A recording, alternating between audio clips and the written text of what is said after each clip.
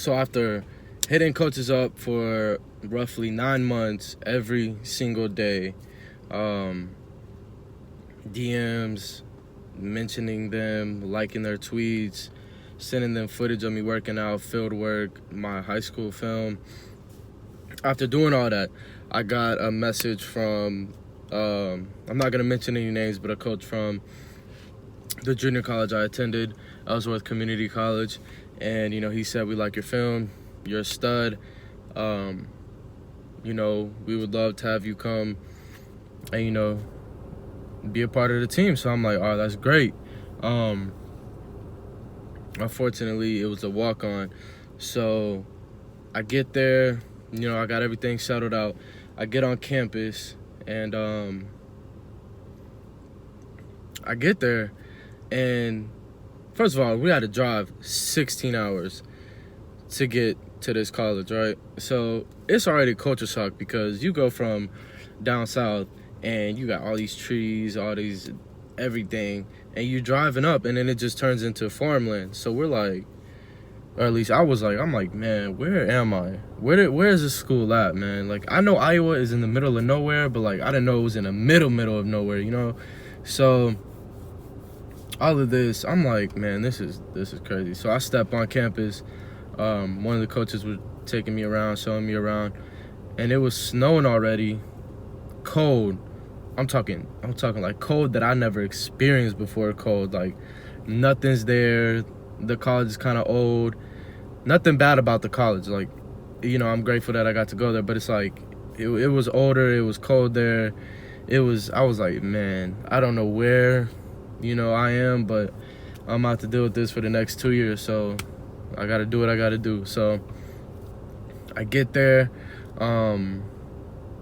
workout start. I'm the hardest worker in the room.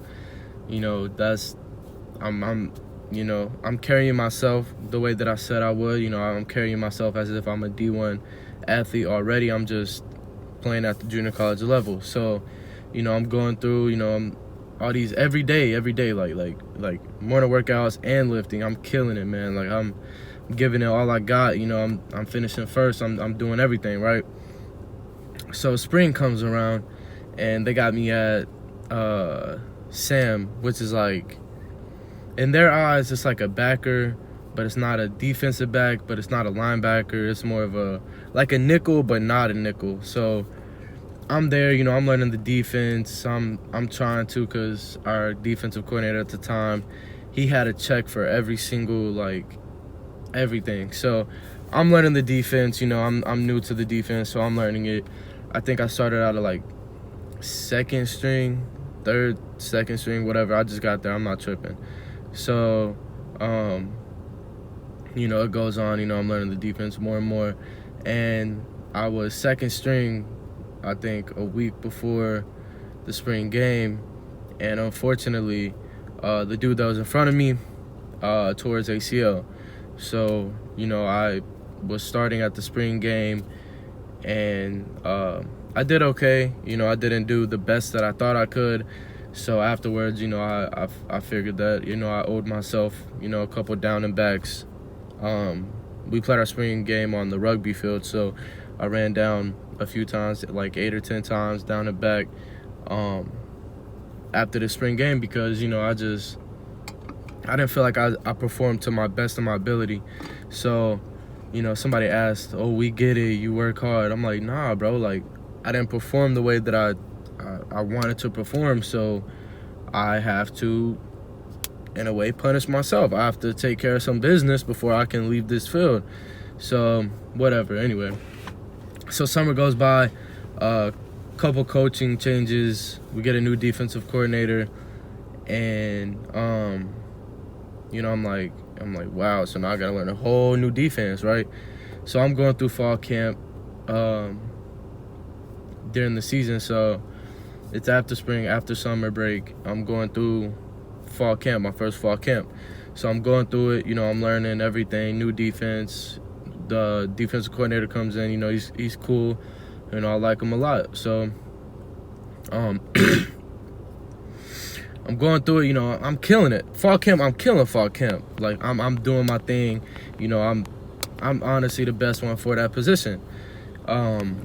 Turns out defensive coordinator thought it would be a better idea for me to redshirt. So, in my opinion, at the time, this was 17, so let's see, 18, 19, 20. I'm 20 years old, 20 or 21. I don't feel like doing the real math right now. Anyway, I'm older than all of these people, some of the people. And he's like, has nothing to do with your athletic ability. I just think that right now, I think you should redshirt this season, and then next year, I'll make sure that you go to a school. It'll make you a 3 for 3.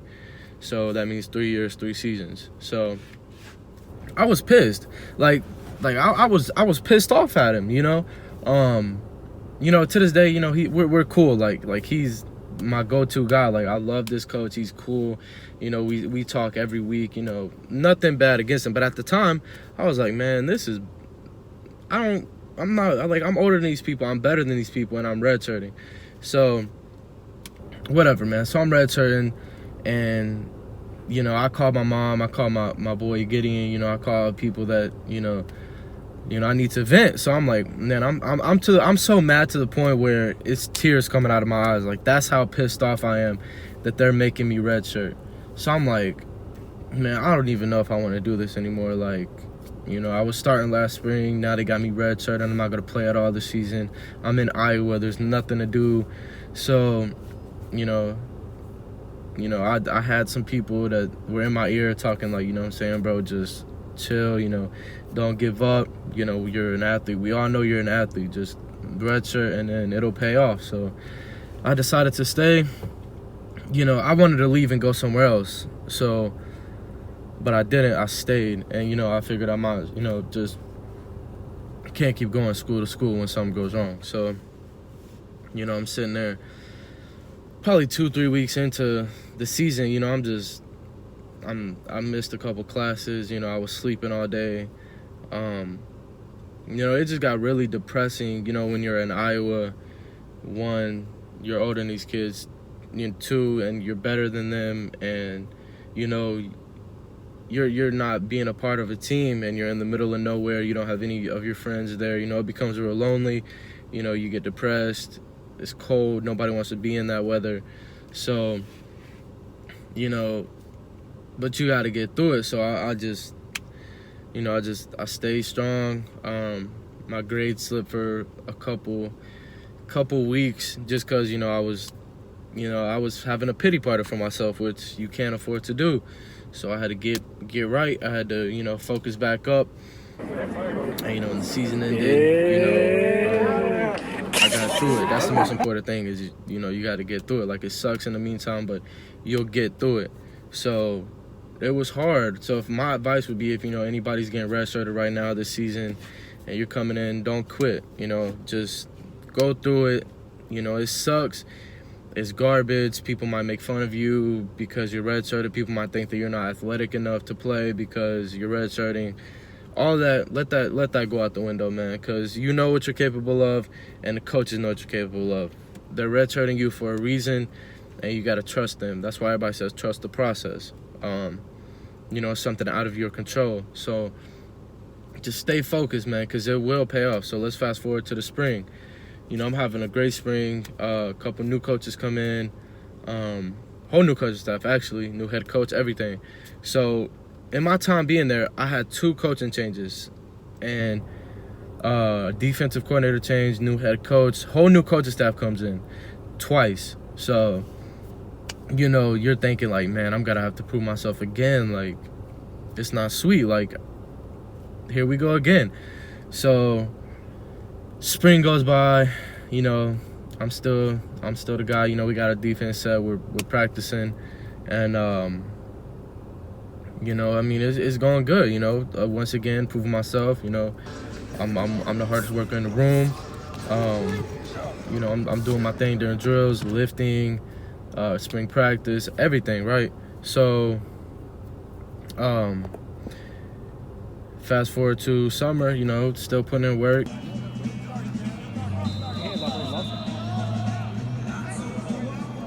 You didn't catch it right. Nah, you get it.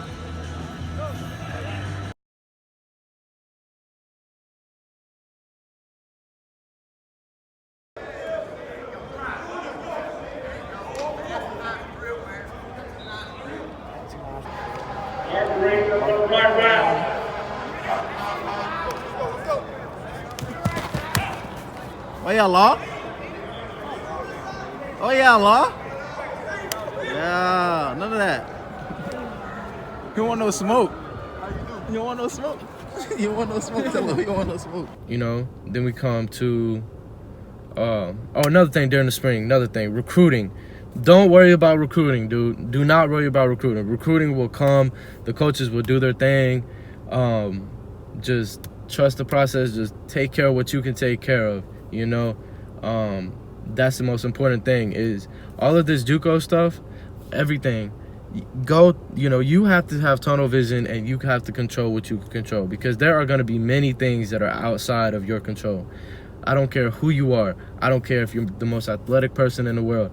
There are going to be things that you cannot control when you're playing Juco ball. You know, you sign up for junior college ball, you know, you have to grind. You have to take care of your business. There are people that, one, will get recruited that are not good. There are people that are not better than you that will get recruited. There are people that are complete trash that will go to D1 schools at the FBS level. Ignore it. It is what it is. You know, stay focused, man. Don't pay attention to any of that, because then you'll start doubting yourself, or you just get pissed off, and you just gotta laser vision, man, tunnel vision, man. Can't worry about none of that. So you know, take care of what you take care of, man. Even during the season, let's fast forward to the season.